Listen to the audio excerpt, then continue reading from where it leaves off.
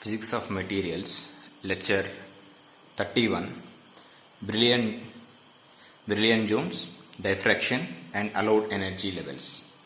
Brillouin zones,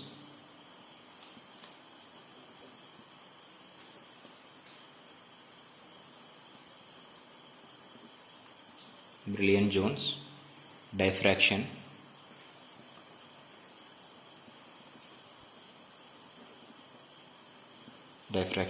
and allowed energy levels.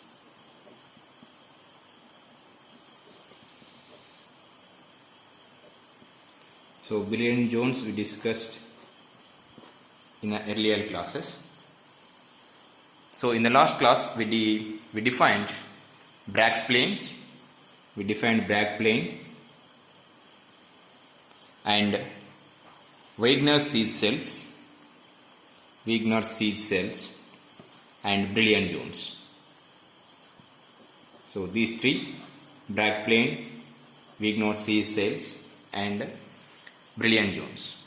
We also look at the specific examples of Wegener's siege cells and Brillouin zones. So largely in two dimensions. So all these things are we discussed in two-dimensional view. So in this class, looking at the Wegener's siege cells and Brillouin zones in three-dimensional view.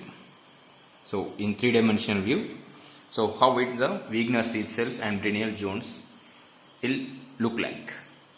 And then we are going for the interaction of the Brillouin zones and wave vectors of nearly free electrons.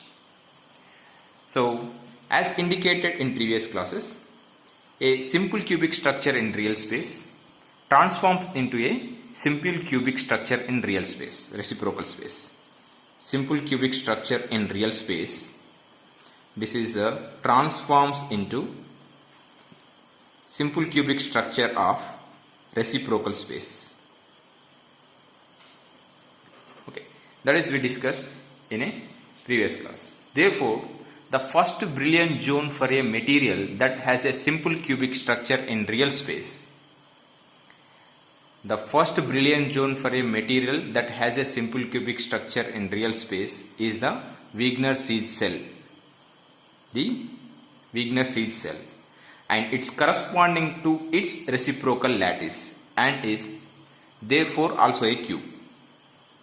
Simple. The first Brillouin zone for the material that has a simple cubic structure in a real space. If it is in a real space, it is a simple cubic structure. And it is the Wegener's siege cell corresponding to reciprocal space. And it is the Wegener's siege cell corresponding to the reciprocal space. So that therefore it is also a cube when you are observing in a reciprocal space also. So now consider in a BCC lattice,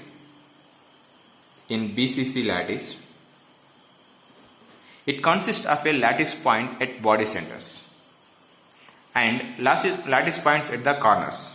Body center cubic, it consists of the points at the corners 1 and at the center point. Since the body center is conveniently at the body of the center, we will choose it is as a this point, we are choosing this point, it is as a origin or center point around which the Wegener's cell is identified. By treating the body center as a origin, and imaginary lines can be drawn to the corner lines points. So these are the corner line points and imaginary lines can be drawn towards it. So these are the points where it is going to it. So these are the nearest neighbor points. So to this nearest neighbor point, we try to draw the parallel points to get the Wegener's siege cell. So when we are getting this Wegener's siege cells for this BCC lattice, so that Wegener's siege cells, so for example, this type you will get the Wegener's siege cell. BCC structure.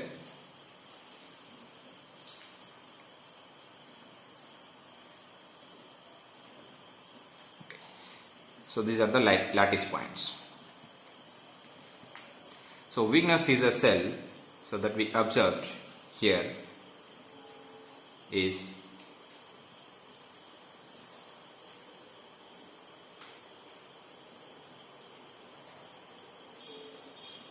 like this.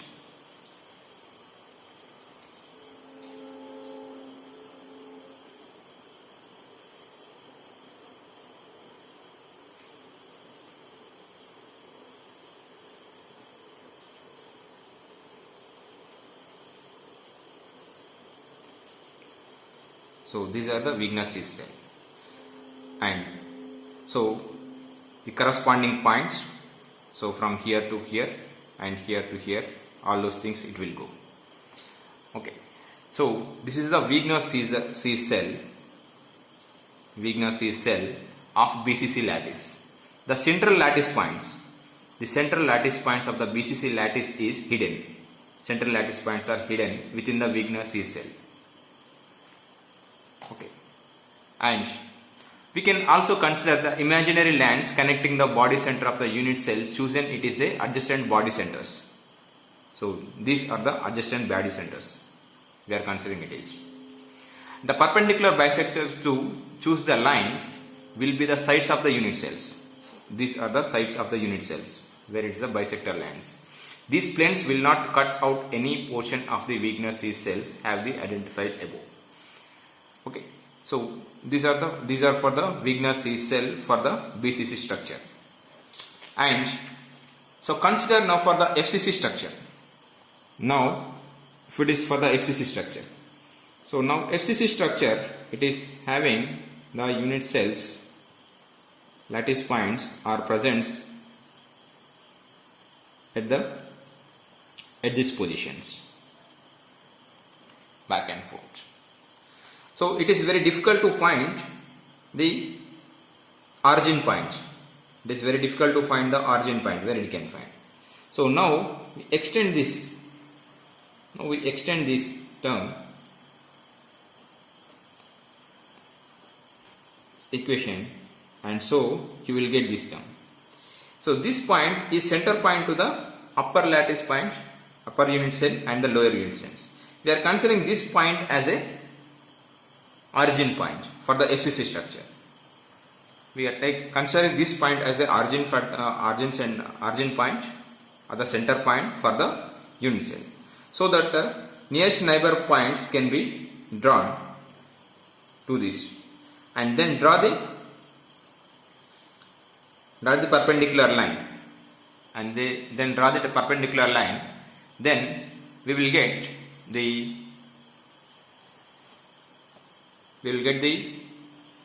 weakness is cell for the FCC structure. It's like this.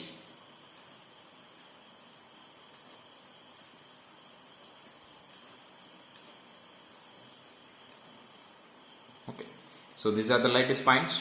So the lattice points, body centered lattice points from here to here, from the origin, so that you will get this type of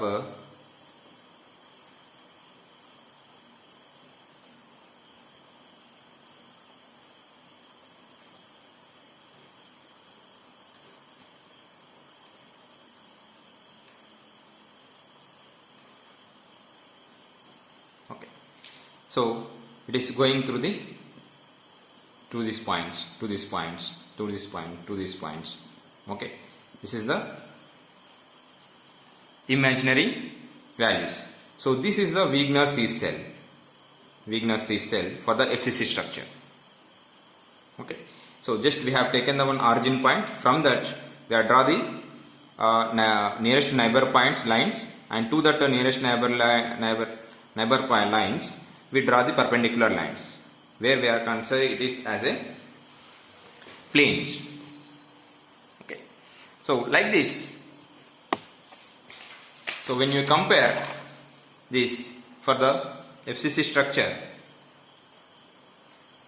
so this is since it is a FCC in, actually it is drawn for the BCC structure, and this is for the FCC structure, but it is a FCC in real space. it is looks like FCC in real space is represented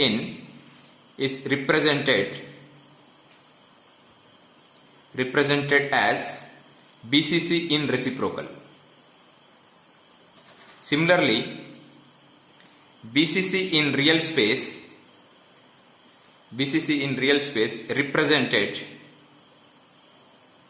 represented as FCC in reciprocal space,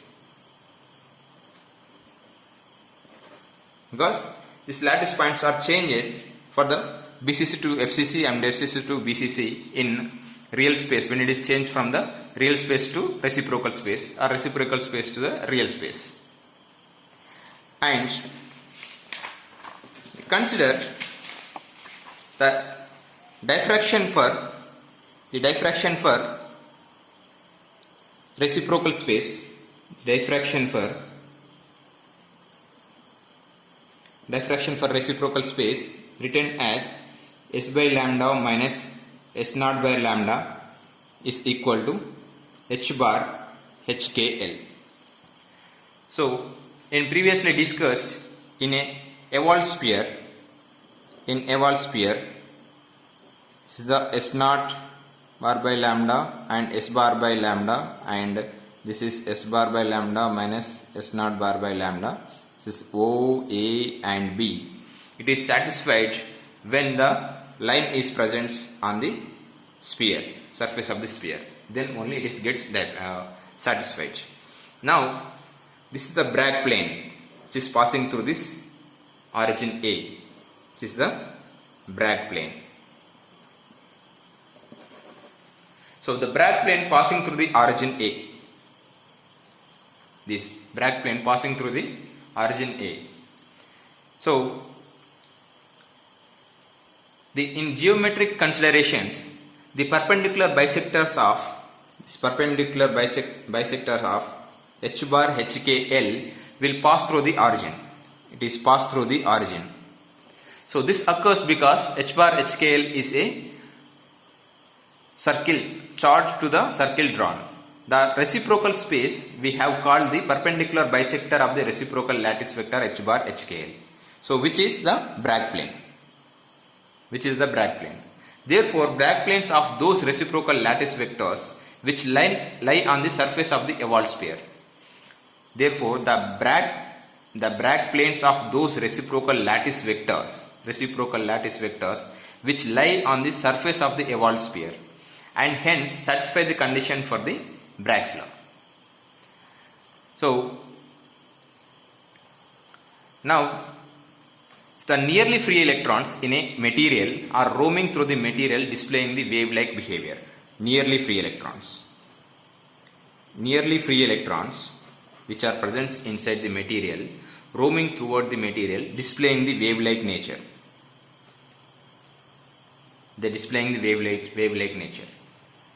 And which is associated with the wave vector k.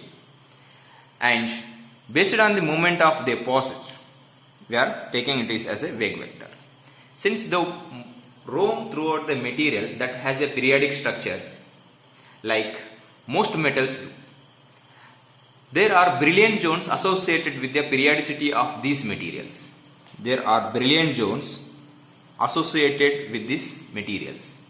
Therefore, if you draw a considerable plot that shows the wave vector allowed for the free electrons, if you draw the wave vectors for the free electrons, nearly free electrons, so then it is consolidated a plot, and the brilliant zones boundaries diffracted occurs.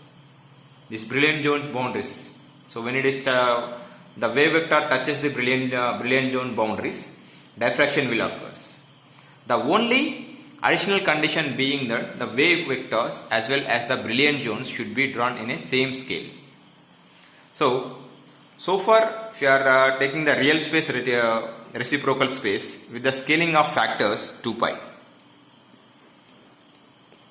it is a real space or reciprocal space. We are taking the consideration of a 2 pi space which converted to the K space.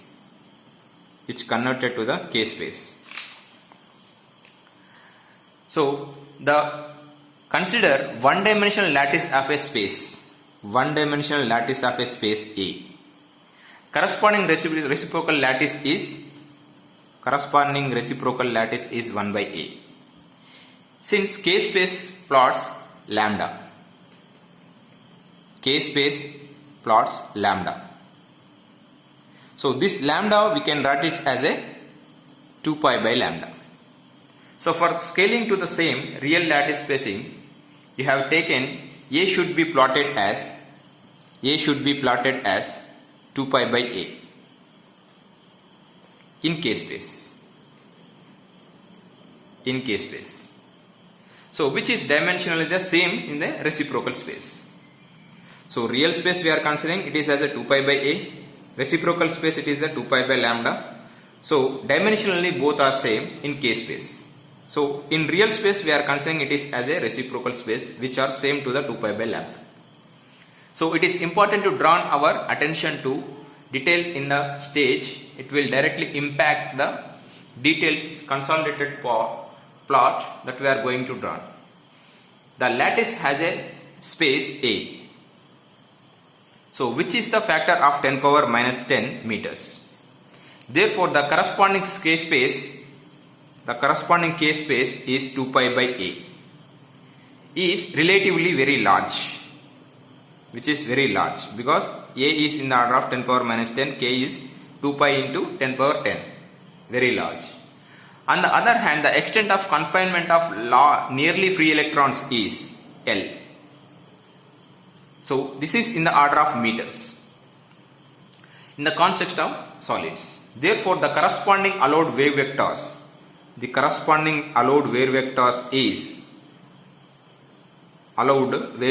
K is n pi by L. These are allowed because it is extend up to the L length, are very closely spaced. In fact, we can expect of the order of 10 power 10. 10 power 10 also we can expect. So it is the discrete different allowed energy levels. So since the reciprocal lattice vector are 2 pi by A in length, reciprocal lattice vector R, this is reciprocal lattice vector R, which is having 2 pi by A in length. The Bragg planes for this reciprocal lattice, Bragg plane for this reciprocal lattice is 1 by 2 into 2 pi by A is equal to pi by A only. So because it is bisects for the perpendicular line to the center. So after line only we have take half into 2 pi by A, pi by A. Therefore starting the origin Brillouin-Jones boundaries are spacing of 2 pi by A. The Brillouin-Jones boundaries occur with the spacing of 2 pi by A. So extent of Brillouin-Jones, the first Brillouin-Jones which is lies between the minus pi by A to pi by A, and second Brillouin-Jones it is minus 2 pi by A to pi by A and pi by A to 2 pi by A. And similarly nth Brillouin-Jones it lies between minus n pi by A to n minus 1 pi by A to n minus 1 pi by A to n pi by A, positive and negative directions. So like that it is the Brillouin-Jones are occurred.